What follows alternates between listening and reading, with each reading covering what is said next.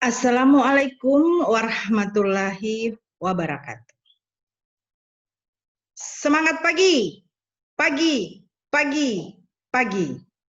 Perkenalkan saya dengan Reni Wowor, berasal dari instansi Inspektorat Provinsi Maluku Utara sebagai peserta diklat penyuluh anti korupsi yang diselenggarakan oleh ACLC KPK.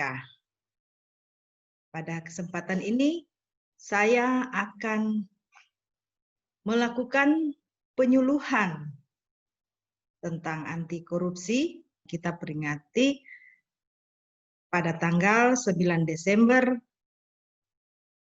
2020. Baik, pagi hari ini saya menyampaikan penyuluhan terkait dengan anti korupsi. Perlu kita ketahui apa sih yang dimaksud dengan pengertian korupsi?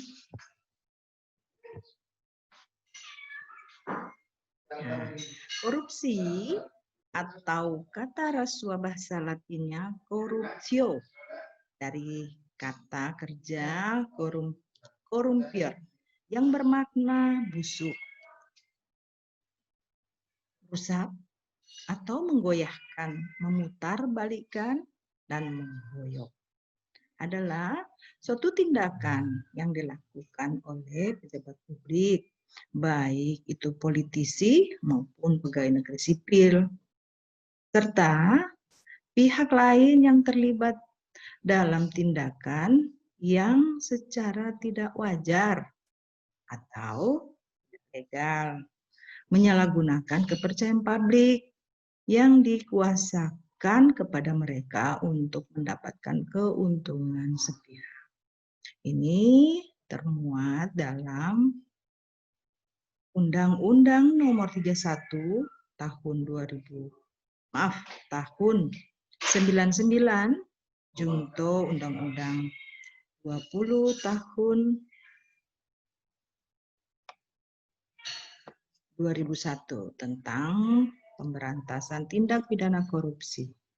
Dalam pengertiannya adalah tindakan melawan hukum dengan maksud memperkaya diri sendiri, orang lain, dan atau korupsi yang berakibat merugikan keuangan negara atau perekonomian. Next. Faktor-faktor dan teori penyebab korupsi. Di sisi kiri, yang menyebabkan faktor penyebab dari korupsi adalah dipengaruhi oleh lingkungan eksternal dan lingkungan internal. Teori penyebabnya itu dipengaruhi oleh apa? Dipengaruhi oleh lingkungan politik dan ekonomi. Kemudian ada etika, legislasi, dan profesional, serta tradisi dari orang tersebut atau lingkungan di sekitarnya. Baik. Dasar hukum pemberantasan korupsi di Indonesia ini termuat dalam 7 ketentuan, di mana termuat mulai sejak tahun 1971, termuat dalam Undang-Undang Nomor 3 tentang pemberantasan tindak pidana korupsi.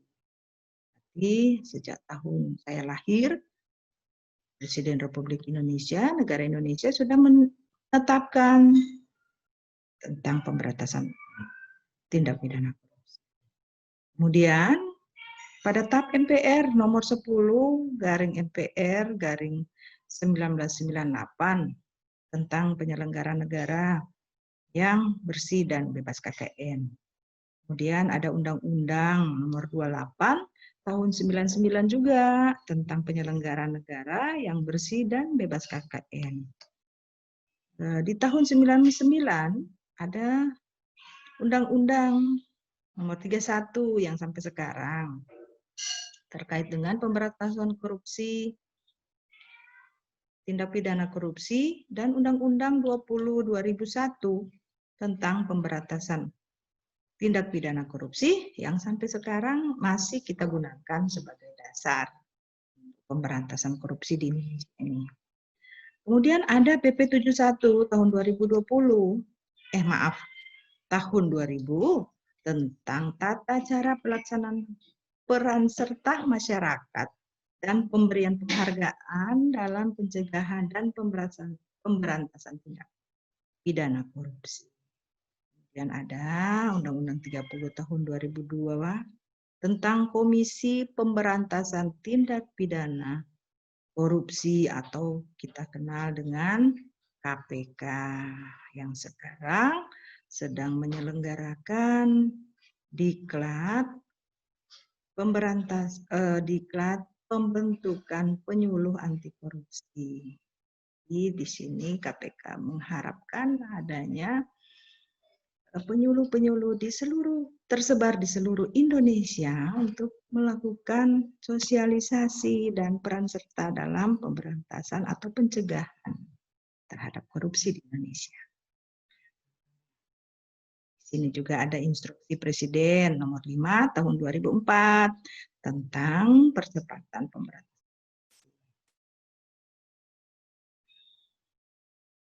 Ada 30 delik tindak pidana korupsi dan pengelompokannya. Di sini ada merugikan keuangan negara, semuanya termuat di dalam undang-undang yang tadi 7 undang-undang aturan negara, peraturan Republik Indonesia yang termuat mana ini merugikan keuangan negara, suap menyuap, penggelapan dalam jabatan, pemerasan, perbuatan curang, dan benturan kepentingan dalam keadaan baik dalam penyelenggaraan negara, pengadaan barang dan jasa. Kemudian ada gratifikasi. Berikut, di sini untuk membentuk orang agar dapat menghindari tindakan korupsi ini, kita harus membentuk orang-orang agar mempunyai nilai integritas. Integritas itu berhubungan erat dengan nilai-nilai anti korupsi dan kepentingan. Karena integritas seseorang akan tumbuh terhadap nilai-nilai anti korupsi pada dirinya dan akan berani tegas dan adil dalam menyikapi benturan kepentingan. Di sini yang dimaksud dengan integritas merupakan satu kesatuan antara pola pikir, perasaan, dan ucapan, serta perilaku yang selaras dengan hati. Selaras dengan hati nurani dan norma-norma yang orang yang punya integritas akan konsisten dengan nilai-nilai kebenaran. Tidak akan berperilaku koruptif. Dia akan jujur, dia akan berani, berbudi luhur, dan bisa dipercaya. Serta dia akan bereputasi. Kemudian, ciri-ciri orang berintegritas yaitu bisa kita lihat apakah dia memiliki integritas pribadi, tindakan dan perilakunya selalu menunjukkan pada nilai, norma, dan etika. Patuh pada kode etik, kemudian tidak tergoda melakukan penyelewengan. Dan kelima, dia akan konsisten dalam perkataan dan perbuatan.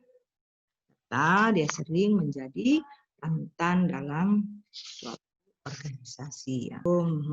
Sambil menunggu pengisian, Bapak Ibu, nonton ya hasil dari video hasil buatan tim saya.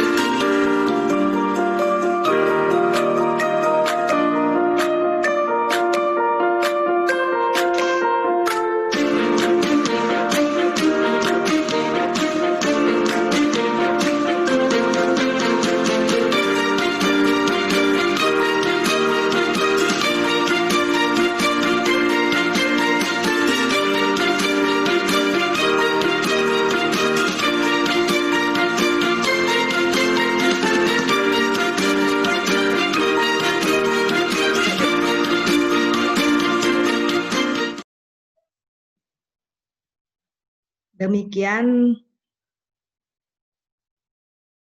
penyampaian penyuluhan perdana saya terkait dengan anti korupsi. Semoga bermanfaat bagi saya dan Bapak Ibu sekalian. Semangat melawan korupsi. Kita sambut Hari Anti Korupsi Sedunia dengan semangat pagi.